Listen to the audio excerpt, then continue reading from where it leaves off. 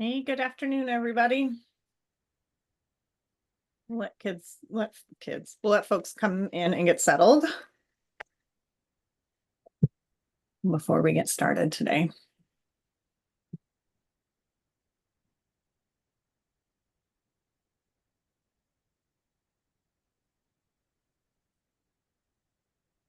Feels very Friday to me. It's probably not great, but still where we are. I'm going to share my screen.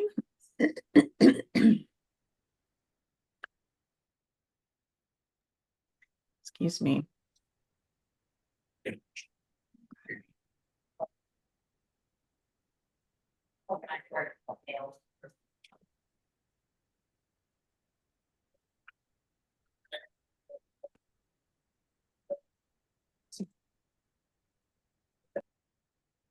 Jessica, I went ahead and muted your phone. I assumed it was I don't remember this is on situation. If not, and you needed something from us, please come off mute and feel free to talk to us. I'm going to go ahead and get started today. It's 12:01. We are on the last of our three-part series on federal advocacy. And today we're going to talk about the regulation, the process of regulatory changes, as well as executive actions. So here's our triangle of stability we've been looking at this week, remembering that things at the top are easier to change overall, not necessarily for advocates, but they're short-term changes, they're less stable, and often happen more frequently than the things down at the bottom. Those things are pretty consistent and unchanging. So today we're going to talk about executive action and regulation or regulatory changes. Regulation changes we're going to go with first. They're frequent. Because they're frequent, they're pretty easy to influence because of the process by which they go through, which we'll talk a little bit about. It's very transparent and it is influenceable. So a good place for advocates to spend some effort and energy, especially those of us who are concerned with some programmatic rules and how things tend to happen here in the US. So a quick overview, right? So Congress passes the bill, the president signs that bill. The language is codified in the United States Code. That's what makes it officially law, right? And then that law is generally assigned to an agency. So laws that are about the regulation of the environment, right, go to the environmental protection agencies.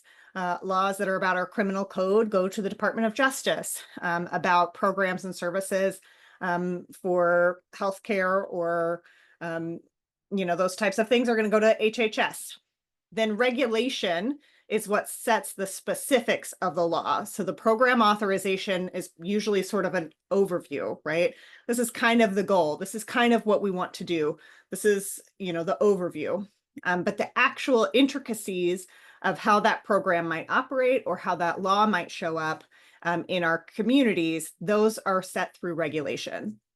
So one example we can think about it, right, is that the existence of speed limits, right, are law. The idea that you can't just drive whatever speed you want to on every single road that exists, that's sort of like a bill that would have moved forward, and that's the law. But what the actual speed limit is in a specific area, that's regulation.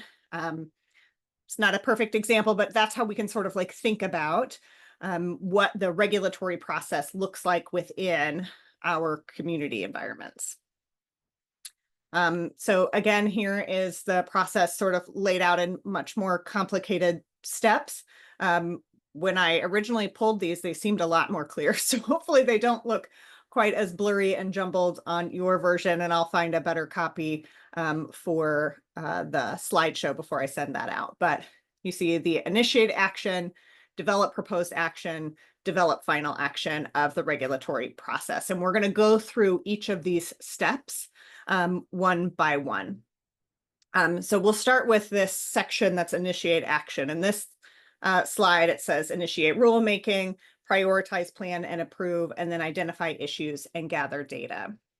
So this initiate action, the very first step is, do we even need a regulation, right? Is the language clear enough?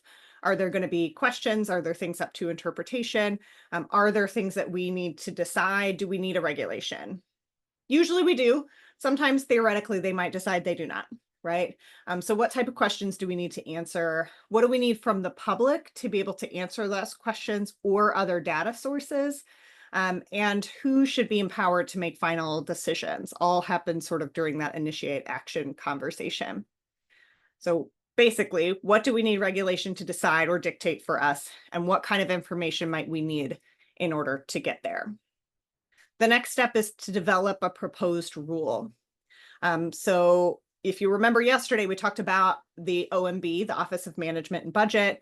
Today, we'll also talk about the Office of Information and Regulatory Affairs. And they shorten that to OIRA, which is whatever it is, right?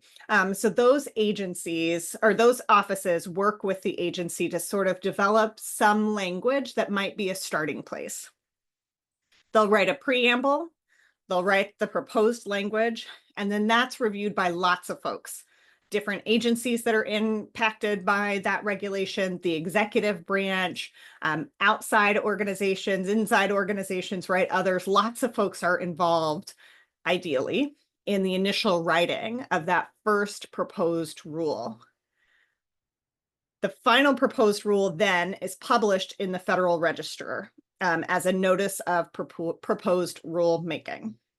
So they'll do all of this work. Do we need the regulation? What should the regulation look like?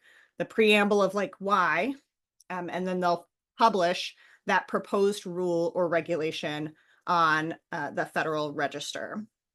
The Federal Register is public and open to us. We can look at it whenever we want to, and that is where we will see a notice of proposed rulemaking. That's what it's called when they are either initiating a rule for the first time or more often in the space of advocacy, trying to change a rule or regulation kind of today, right? It may be a really old program, a really old law, but we're trying to update it right now. Then they are required to collect comments. The public is invited to submit comments. Anyone can submit comments. Generally speaking, that is open for 30 to 60 days. Significant changes that are going to really change the impact or the way things are going to move forward within this law or authorization might have up to 180 days. They also can decide that something is really important and needs to run through quicker, and so that may be shorter than 30 days.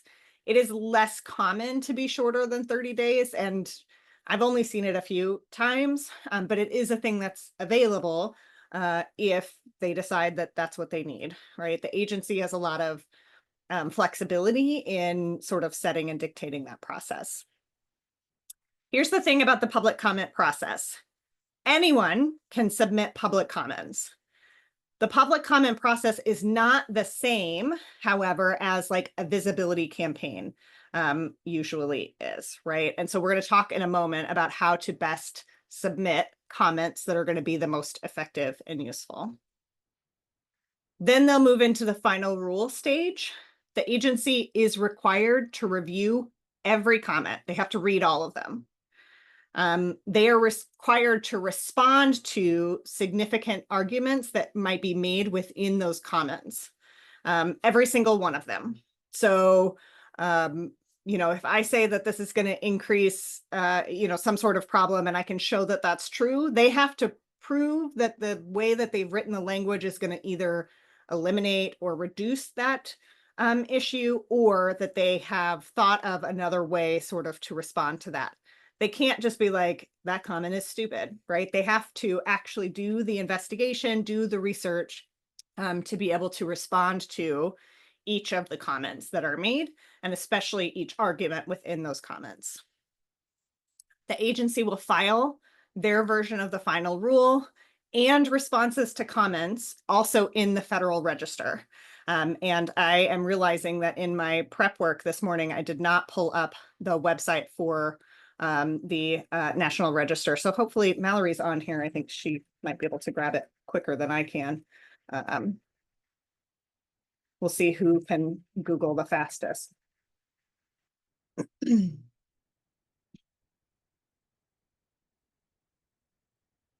She gave me a thumbs up, but she didn't put it in the chat. Yeah, it was me. I was quickest. Okay. So there's the Federal Register. The final version of the proposed rule, they'll publish. They can significantly change the rule from what they had proposed to the final version.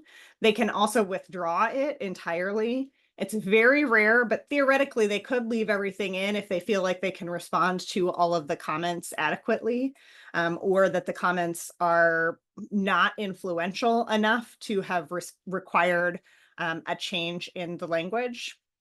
Maybe, maybe not. Yeah, the National Registry of Historic Places doesn't help us very much, Mallory, but I do enjoy looking at it sometimes. So it's not likely that they withdraw it entirely. Usually they'll issue a final rule that really takes into effect all of those comments. So the places that advocates can influence, and this is a really easy place for advocates to influence at the federal level. When we started sketching out this training, what this training would look like, I had conversations with our staff, and more than one of them was like, the place, Lucas especially, was like, the place that advocates can influence the most is during this public comment process, during these rule changes. That's the best place for advocates to really focus at the federal level because it's so influenceable. And I think that that is probably very true. So in the very short time that we thought this training might only be an hour, the bulk of it was going to be on this process. I'm very glad that we stretched it out and provided some more context to the different processes, but this is definitely a place where especially newer advocates or advocates who are less comfortable with relationship with lawmakers, et cetera, can really start and make some significant changes. It is less likely to be like big splashy changes, excuse me, but substantive, equitable changes that are actually beneficial for folks. So it really depends on what type of advocacy you're hoping to do. So advocates can influence this process the easiest by submitting impactful comments. We might be used to, let's send our lawmaker an email, right, that tells them we hate this thing, a couple of sentences about why we hate this thing, and ask them not to do it. That has an amount of effectiveness, right? We might be useful, or might be used to, let's flood their inboxes with hundreds of those emails or thousands of those emails at once. That also has a usefulness place. When we're submitting comments on proposed rule changes, the strategy is very different. We really want those comments to be impactful, and we want them to be meaty, right? So you want it to be lengthy. You do want extra words and thoughts. You do want all of your thoughts and all of your knowledge really like in the bulk of this public comment. And it can be, and usually is, pretty long. That is because, right, they're required to respond to everything.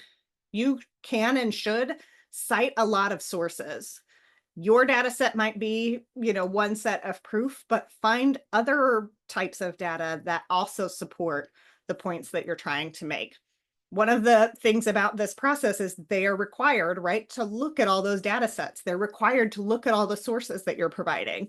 So if you put a long list of footnotes, right, they're going to at least spend some length of time, and some staff folks, right, looking up all of those citations and reading at least the portions that you quoted and talked about, but potentially the full paper. So cite a lot of sources when you're putting these comments together. Make specific recommendations, like specifically, here's a language change that would be helpful. Specifically, this is the language that will be harmful, right? Make specific recommendations that point to specific solutions. Make it unique. We may have 50 advocates across the nation that are all writing public comments that are relatively the same. This is not a place where it's useful for us to work together. This is really a place where it's the most useful sort of for each of us to have our own perspective, each of us to create and write and submit our own thing that's separate. a lot of us who are in professional advocacy will be used to like being asked to ghostwrite something or write a sign-on letter that other folks agree with. The public commenting process is really not like that. We are asking folks for some more substantial time, and the payout is worth that in the end. I always like to start, like, I structure mine as if I were writing a college essay, right? Start with an introduction. I'm going to set who I am, how I've interacted with this thing in the past, why I care about this. Establish your expertise. So the number of years I've been doing this work, the types of things that I have seen, the ways I have seen this play out in someone's life or in community in general, right? I do all systems level work, so I can't talk so much about like an individual person's experience, but I can talk quite a lot about how we see this play out in a community setting. Share your information, write those specific recommendations, cite lots of sources, and then wrap up with a conclusion. Pay close attention to the deadline, right? Because it's flexible. And because you may or nobody's hanging out, probably, I assume none of you are hanging out on the Federal Register's website, right? So by the time you hear about a thing, we might be 5 or 10 days from the deadline. We might be 90 days from the deadline. The deadline is not going to change. They're not going to move it up and they're not going to move it later. So pay attention to what that deadline is so that you're submitting your comments in time. There is no benefit to doing it early. There may be some benefit to waiting until sort of later as they sort of, look at all the comments and structure, like how much time I think the agencies are going to need to spend on each of these responses. I don't know one way or another about the usefulness of that. But I do know that if you write everything out and you try to turn it in the next day, it does nothing, right? So make sure that you're paying attention to when they are due. We can also, as advocates, encourage others to submit comments. The best public comments are going to be these like lengthy, lots of sources, lots of conversation, lots of like meaty content. And also, it doesn't hurt to have other comments that are less meaty, right? All of the comments have to be read by someone. All of the comments have to be responded to. And so if what you can do is write a really good comment and then also encourage folks to submit a shorter comment, that's also useful. It is not helpful. It is not as helpful as it could be, right? And so when we do a lot of this, we'll share it really early. We may have a time where we sit down and talk about like, here are the site, here are the things I intend to cite, right? Here are the data sets. Here is the research that I'm going to use, just to make sure that there's a lot of depth and there's a broad number of different sources that will be cited. But there's not a lot of coordination that's necessarily needed. And even a shorter comment is something that is useful towards an end. Any questions? Because I feel like I ran through that very quickly, which is fine. We get done early, a little early every day this week.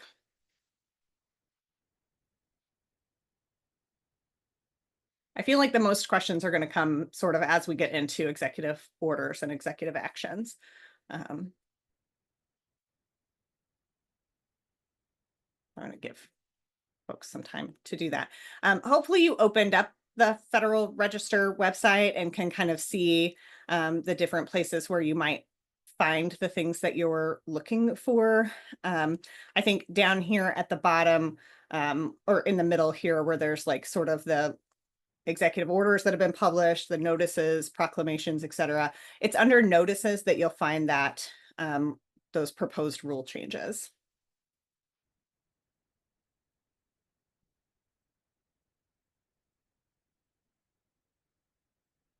Yeah, Jasmine came in a couple minutes late, has the register open. What are we looking for here? Let me pull the exact page where they are provided.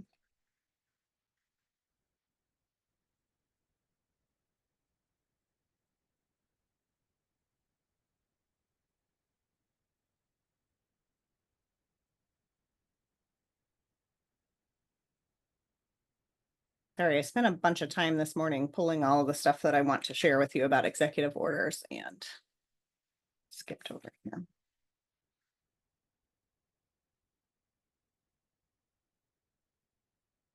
Oh, this is not what I wanted. You can ignore that entirely. Why? So that is a proposed rule change, but not the page that has all of them on it.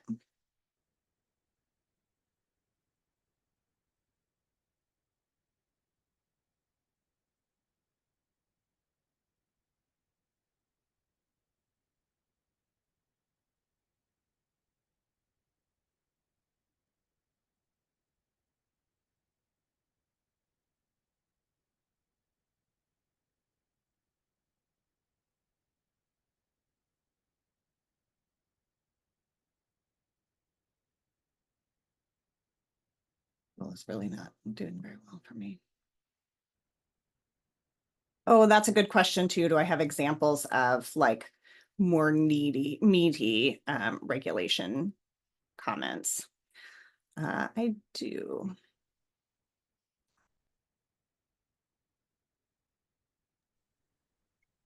While Sarah is looking, I will talk for a minute to give her a second to find what she's looking for. One, one thing that I will go and look for and drop a couple of examples in the chat for just some levity in what has not been the most a time of great levity is that actually I don't know if anyone on the call listens to John Oliver or watches Last Week Tonight on a regular basis, but for many years, typically once or twice in his season, he will cover a story about something that's up for public comment. And then we'll kind of talk a lot about that. The one that's like immediately coming to mind is on net neutrality. A few years back when there was all sorts of controversy about net neutrality and basically like can internet providers charge you for faster internet? Like basically wanted to create a system online where like folks with less resources would have to deal with super slow internet and people who were rich could buy for super fast internet. And so that was a like regulatory issue that got handled by the FCC. And there was like a giant public comment period exactly how Sarah talked about. So that's one example where we saw kind of a fun like pop culture uh look at the process because he was really driving people to participate in a way that I just don't think we see a lot of people talk broadly about public comments on regulatory issues. So that's one thing that came to mind for me.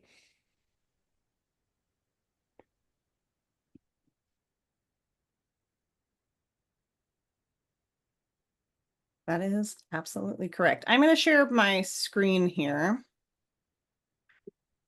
so that you can sort of see. This is regulations.gov. That is, do you see my screen? I feel like you do not. There we go. Okay. Here is regulations.gov. Here is where all of those things are posted. You'll see right over here, comments due soon. So you can click on the ones that are due today and in the next few days. Over here, you'll see posted recently.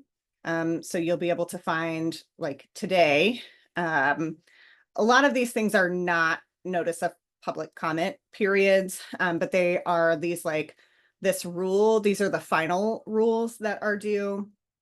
And then here, some of these notices are open for comments, but like here's one right here. I don't know that any of us are super concerned, maybe or we are or not, about mortgage insurance premiums, but we can see it's open for comment. It was posted today and it's going to close on July 28th. So we can click on that. We can read the rule. So here's the like summary and the proposed changes. Here's the background and some of the things that it might change. And then here is like a table. It looks like it's going to change some of that process. We can download all of that. This is also the place where we write our public comment. And you can attach those as PDFs or as docs, kind of however makes sense to you right here. If you click this box, you'll get a tracking number so that you can see your comment later. And you'll see that they do not request a lot of information from whoever is submitting that comment. So that is how we'll find that. You can also see here like where that notice is coming from, right? From HUD in this example.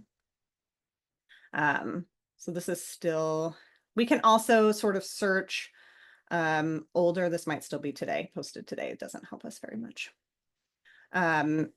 So we can see like some that have been withdrawn, right? These are from, I have no idea why they're still on here, from 2000, frankly. But you can see that some of them have been withdrawn. There'll be notices of meetings for different things as well, but you'll want to pay attention here specifically to the ones that are open for comment in this place. As far as like comments that have been shown to be like the most effective or immediate public comment, why don't I, Mandy, prepare some of those and we'll send them out when we send out the slides. I can tell you that when I have written those public comments in the past, I'm usually looking for 3 or 4 pages long. And generally speaking, there's some direction provided from the organizations that are helping to organize those comments. This was an especially useful tool in immigration changes during Trump's first administration. There were lots of times where actually they needed some regulation changes in order to be able to do the things that they wanted. And so that was open to a public comment period. And so different national organizations sort of organized us in submitting those comments. I want to make sure that that answers some of these questions. In the places where it says the final rule, you'll also see their response and what they were required to respond to. There's sort of 2 processes, right? We want to slow down the rulemaking process because now they have a bunch of comments to read and respond to, and we want to make substantive enough comments that change the final rule. And so those 2 strategies sort of play together as we advocate in that space.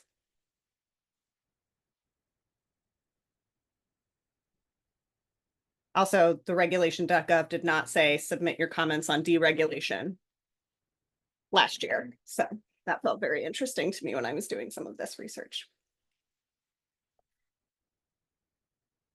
Okay, again, the judicial process interacts with the regulation process, just like it interacts with all of the federal lawmaking processes that we've talked about.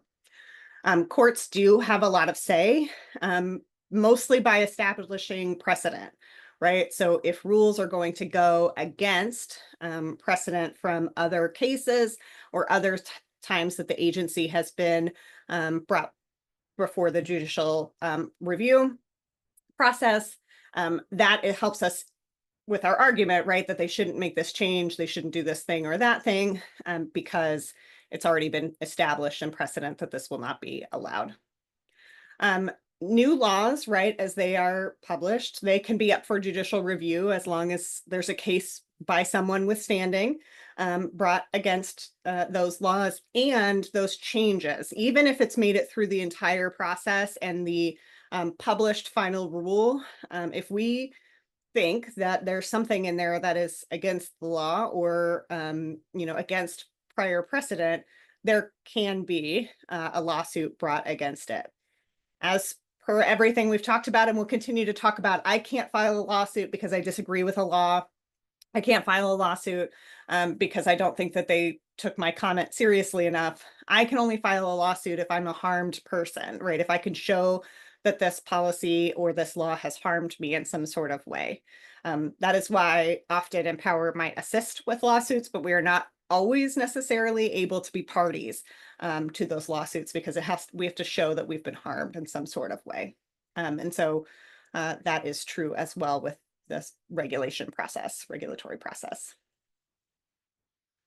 Any more questions about that before we move into executive action? Where I'm imagining there really will just be a lot of comments and maybe fewer questions for me.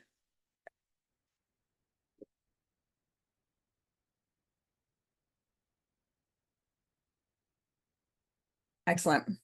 Executive action is at the very top of the triangle. It's unpredictable. It's not super influenceable by advocates. There's not a lot of work that we can do around that. The good news is it is really easy to change, right? At the very least, the most egregious executive actions can be overturned by whatever president kind of comes in next. There's a narrow parameter by which these executive actions can be ordered and effective, even though we're apparently trying to do lots of things and expand what those parameters are. But it is, and this is why the triangle felt really stable felt like really useful tool for me. Like, it is the least stable way to do anything in the federal, at the federal level.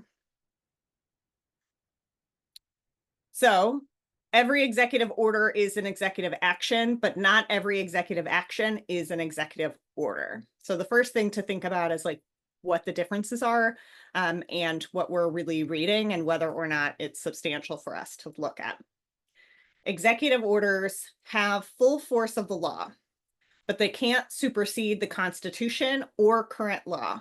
So the only place that executive orders can actually fit is if there's a gap in the law, in the current law somewhere, that Congress or any of the other processes have not been able to address.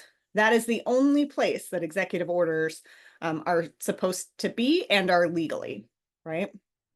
Executive orders are also published in the Federal Register. So we can see all of those at that Federal Register website. They can be overturned by subsequent presidents and only by the court system if it's illegal.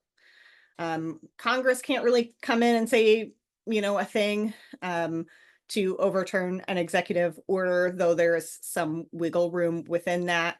But for the most part, executive orders are the law, as long as they fit within those spaces. And they are official. They're on record. They're in the register. We can see them. We can see when they were issued, who issued them, etc. There are a lot of things that are executive actions, including an executive order. But executive action is sort of a catch-all term for lots of things that might come from the executive branch's office, from the president's office, right? Memos, proclamations, national holidays, those sorts of things. They're all executive action. They're not the law, right? They can be as simple as like, this is a thing that's important to this office, sort of a statement, right? That might be a memo. That doesn't mean that that thing becomes the law. It just means that this is something that the president's office is saying. It could be as significant as policy change, depending on what sort of structures exist around that. We're going to talk about some examples of that in the past. These are not published in the Federal Register. They sort of are, proclaimed, right? A proclamation, I declare bankruptcy sort of situation. They are a declaration. They are not usually official law in the same way that an executive order is the law, but not the law, right? They have full force of the law, but are not the same as a process that's gone through Congress, because the president can't come in and overturn something that happened under a prior Congress in the same way that the Congress cannot overturn an executive order. So some examples of policies that have been passed this way. An executive order was used by Roosevelt to intern 120,000 plus Japanese American families and individuals into internment camps. Eisenhower sent the National Guard to desegregate schools in Arkansas with an executive order.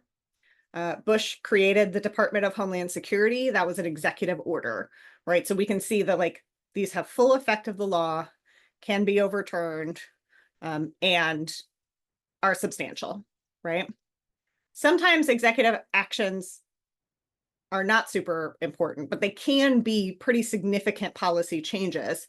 For example, Obama established DACA under an executive action. There's a hole in the law, and he was able to sort of like essentially direct what's important to the Department of Justice. Another example of that is where I believe it was also Obama who said basically like the federal government is not going to supersede states' rights to legalize marijuana, right? They're just not going to prioritize individual possession of marijuana cases, especially in states where it's legal, right?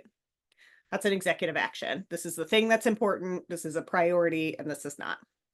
Um, Ford pardoned Richard Nixon under executive action. And actually, all pardons, Mallory asked me, all pardons are executive action. So they're not published in the register, but they are an executive action that, president is offering these pardons. This one is particularly impactful, I think, and often talked about in history, in large part because Richard Nixon's investigations into Richard Nixon were not done yet. So Ford sort of offered a preemptive pardon to just be able to sort of like move on. And lots of folks say that ended Ford's career, but also enabled the country to kind of like move past whatever happened under Nixon. And so again, pretty significant policy, pretty significantly impactful, not an executive order. Advocates can't super influence an executive order, right? It is the president and the people closest to the president who create these policies and issue them. What are we going to do, right? None of us have, I imagine, Donald Trump's cell phone in our, cell phone number in our cell phone. We're probably not in close connection.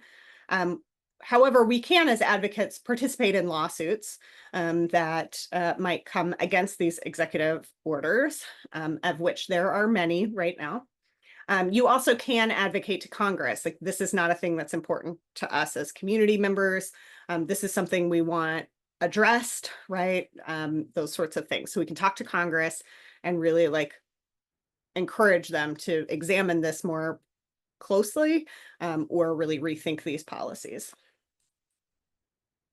Executive orders are subject to legal review, just like everything else. If there's a lawsuit brought by a party withstanding, the court system is empowered to review it to see if it violates the Constitution or civil rights, right? They can't overrule other law. So if there's already a law that was passed through a different process, say Congress, that the president doesn't like, the president can't be like, this isn't the law anymore now, this is the law. That's not a thing that executive orders can do, though there has been some attempt for that to happen lately. It can't violate other law or overrule other laws. Again, plaintiffs have to have standing. So the court has a variety of options. They can completely overturn the executive order. They can limit its impact to only specific cases, right? It also can issue temporary injunctions, which is while this policy or while this order is being reviewed, it's not going to go into effect. There's a lot of the lawsuits we're going to discuss in a moment that are in that space where there's a temporary injunction. The court system thinks maybe this is a thing that's going to be allowed, maybe it's not, but what we're going to do is say it's not going to be implemented until it's been through the full legal review process. So the court system has a lot of power and sway in those places. So this one, I did look up the link for you. This is from the AP. Oh, this out of your way here. This is from the AP, and this is a review of all of the lawsuits right now that have been filed against Trump's executive orders or other things that he has tried to do over the last, it's only been like 5 months, over the last few months. Here is the link for that tracker. This is just an image here that I took a picture of, but here's a link for that tracker so that we can look up some of these lawsuits and where they are. You will see all of the ones that are in red in this tracker have been partially or fully blocked. That's 94 of the executive orders that there have been filed lawsuits about have been either partially or fully blocked. Some of these we're not in a place where we're getting a lot of like final rulings. There's been a couple of final rulings, both for and against Trump. But for the most part, lots of these are under temporary injunctions just while they work their way through the court process. There are 59 that the court, there's a review they have left in effect. Again, not all of that is forever. Some of it is like while these move forward, we're not going to issue an injunction, or there was an injunction issued and then a higher court overturned it. That is a thing that's happening pretty often right now. Kind of depends on, right, which judges you get in front of, which is true for every legal process, unfortunately or fortunately. And so sometimes a lower court might have issued an injunction, it was overturned by the higher court, and now we're in another step. The yellows are things that, there have not been any significant rulings about just yet. Again, not all of the reds are final, not all of the greens are final, but some of them are. So you can kind of look through this site here and have a little bit of an understanding. The review, though, that the AP gives is pretty short. And so there are other trackers that are more substantial. I'm going to put this one in the chat box from Just Security. It provides a lot more information about what the court filings have included, and sort of like where they are in different steps along the process. When you click on the AP, it gives you like a little bit of an update, but nothing too substantial. The Legal Defense Fund and Lambda Legal also both have sort of overviews of a lot of those, and some more information. So for me, the bigger cases that I'm really looking at are a lot of the funding freezes. So we can find those on the AP, as well as the anti-DEI order. That case is, for me, a pretty important one that I'm keeping close eye on. So I did look up some updates around those, but this provides a really good way for us to kind of get quick information.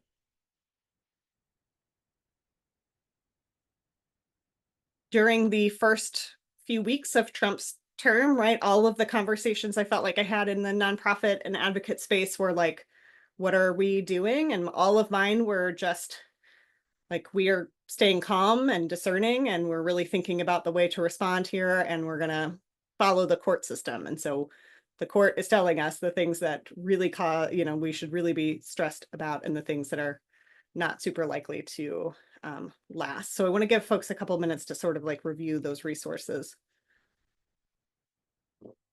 and bring up any questions they may have.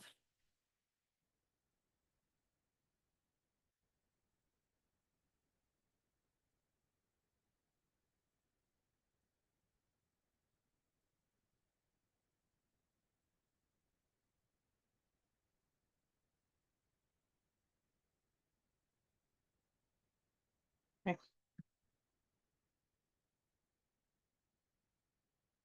As folks are clicking around, I'm going to go ahead and put today's survey in the chat box as well, if you have a couple of minutes to provide some feedback or thoughts. But I'm going to hang around because I think that it's likely there are more questions brewing.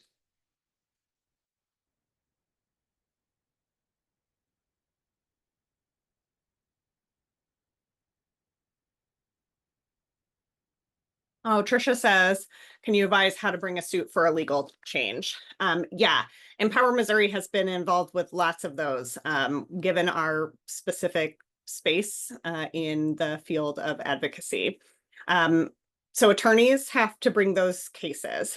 So you have the option of finding attorneys that might be able to do some of that pro bono. Places like the ACLU and some of the legal aid offices across the country, Lambda Legal, the NAACP, et cetera, may help in finding attorneys who can manage that. It is really expensive, right, to bring any type of lawsuit, but especially one you expect to go as high as the Supreme Court, right? Some of these are going to go all the way to this. A lot of them are going to end up going all the way to the Supreme Court. So we have often done that by being connected at a national level to some of these national advocacy organizations who often have attorneys either on staff or in close relationship. You do have the option of hiring and paying for your own legal team. That feels much more out of reach for most of us here, in the just community of Missouri. But it is an option that you have. I assume that we're trying to challenge the executive orders or the regulatory process, but that's really the same for all types of suit that we might file. And I think the very first step is figuring out, is this a federal level policy issue or is it smaller and more local? And that will really help determine what type of attorney with what type of expertise do I need.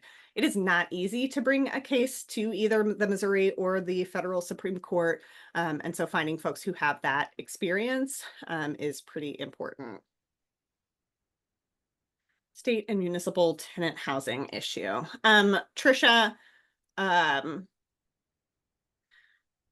if you want to shoot me an email, I can get you connected with our housing staff. Depending on where you are in the state, we may know of some folks who might be useful in that. I can't make a promise, but I can promise I'll answer my email. It's just Sarah, SARAH @empowermissouri.org, which is not on this slide, so that's pretty useless. I'll put it in the chat box.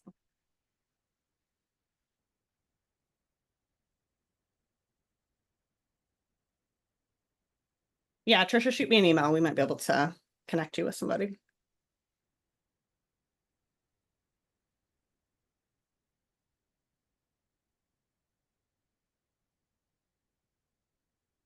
One of those executive orders is about the Fair Housing Act, so we'll see how that ends up landing.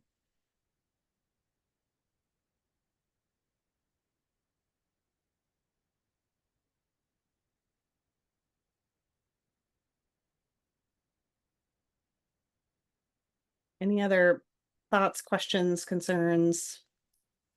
Screaming into the void. Steve, screaming into the void is an important part of advocacy.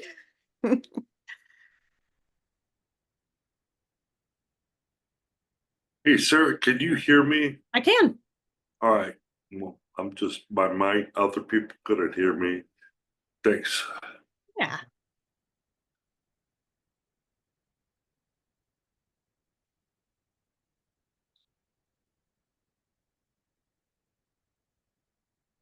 Okay. Well, I won't hold you here any longer. Please, if you have a second to provide some feedback around our series, around today's conversation, hang on to my email as well. Reach out for things that might come up or concerns you might have in the long term.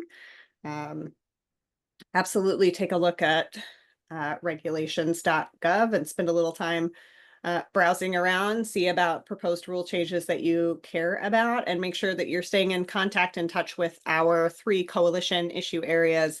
Our policy managers do a very good job of keeping an eye on what is happening at the federal level. We're increasing that capacity even more so that our advocates here in Missouri can be connected to that larger federal policy work. Absolutely will be happy to connect you with places where you'll want to advocate around regulation changes and other types of policy moving forward. We're doing lots around the budget right now, all kinds of stuff. So stay in touch with us. Thank you so much for your time over the last few days, and probably early next week, maybe before that, you should expect to get these recordings in your email.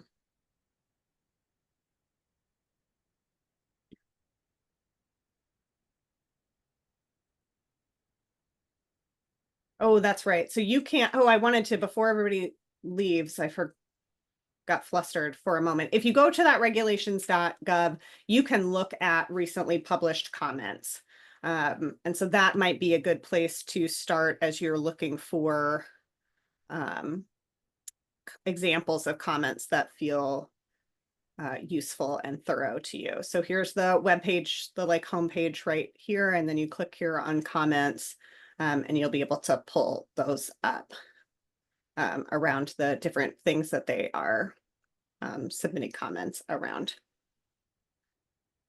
And I have no idea because I didn't look at any of these to see which of them that I felt were good, but you can at least have a baseline idea of what type of comments are coming through that way.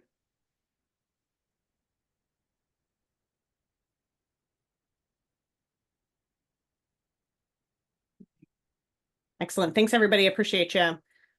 Have a great last part of your week. Good day.